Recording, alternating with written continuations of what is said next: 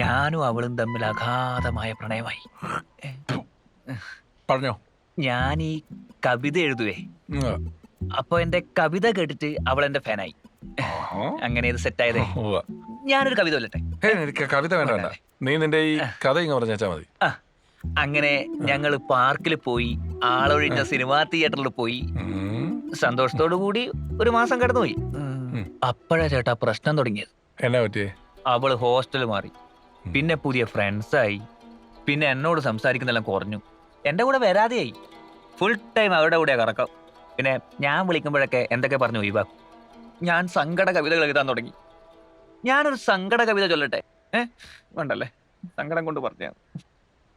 ഒടുവില് ഞാൻ ചോദിച്ച സമയത്ത് എന്നോട് പറഞ്ഞു എന്റെ കയ്യിൽ കാറും ഇല്ല ബൈക്കും ഇല്ല. അവളുടെ ഫ്രണ്ട്സ് എല്ലാവരും കാറിലും ബൈക്കിലാ പോകുന്നത്. അപ്പോ അതുകൊണ്ട് അവക്കും കാറ് വേണമെന്നൊരാഗ്രഹം. അന്ന് മുതൽ ഞാൻ ബൈക്ക് വാങ്ങാൻ ശ്രമിച്ചുകൊണ്ടിരിക്കുന്നു. നിനക്ക് എന്നാ പണി? പണിയൊന്നും ആയിട്ടില്ല ഏട്ടാ. പിന്നെ നീ എങ്ങനെ ബൈക്ക് മേടിക്കും? പണിക്കെല്ലാം ഞാൻ ഒരുപാട് ശ്രമിച്ചേട്ടാ, ഒന്നും കിട്ടിയില്ല. ഈ മാർക്കറ്റിങ്ങിന് പോകാൻ നോക്കി, അതിന് ബൈക്ക് വേണം. സെയിൽസിന് പോകണമെങ്കിൽ ബൈക്ക് വേണം. ബൈക്ക് വിട്ടൊരു പരിപാടിയില്ല. നിനക്ക് എന്നാ പ്രായമുണ്ട്?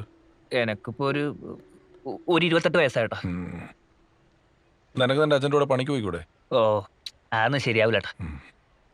എടാ, ഒരു പണിക്കും പോയാ നീ എങ്ങനെ ബൈക്ക് മേടിക്കും? ചേട്ടാ, ചേട്ടൻ എനിക്കൊരു ഹെൽപ്പ് ചെയ്യൂ. എന്താ മോനെ? ഒന്നുമില്ലേട്ടാ, ചേട്ടൻ എനിക്കൊരു ബൈക്ക് അടിച്ച് മാറ്റി തരാൻ പറ്റുമോ? അടിച്ചതിന്റെ കരണം പൊളിക്കും ഞാൻ. നീ ആരോടാ ഈ സെച്ച് വർത്താനൊക്കെ പറയുന്നത്? നിനക്ക് ഞാൻ ആരാന്നറിയോ? നീ ഷൈജു ഫാൻസ് അസോസിയേഷൻ കേട്ടിട്ടുണ്ടോ? നീ ഷൈജു വെൽഫെയർന്ന് കേട്ടിട്ടുണ്ടോ? നീ ഫേസ്ബുക്കിൽ ഉണ്ടോടാ? ആരായി ഷൈജു? ഞാൻ എന്താ? ഞാനിപ്പം നീ പറഞ്ഞ സൈസ് പരിപാടികൾ ചെയ്ത് ജീവിക്കുന്നവനല്ല. എനിക്ക് പറ്റുന്ന പോലെ നല്ല കാര്യങ്ങൾ ജീവിക്കുന്ന മനുഷ്യനാ കേട്ടോ. ഇതും ഒരു നന്മയുള്ള കാര്യമില്ലേട്ടാ. ഏത് ബൈക്ക് മോട്ടിക്കുന്ന? എന്റെ ജീവിതം രക്ഷപ്പെടില്ല ഏട്ടാ. ഞാൻ ആകെ തകർന്നിരിക്കട്ടാ. എനിക്കിനി ചേട്ടൻ മാത്രമേ ഉള്ളൂ.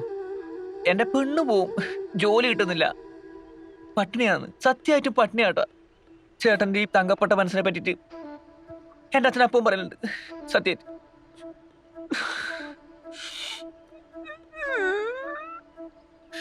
പക്ഷെ ഇതിന്റെ അവസാനത്തെ മോഷണമായിരിക്കണം.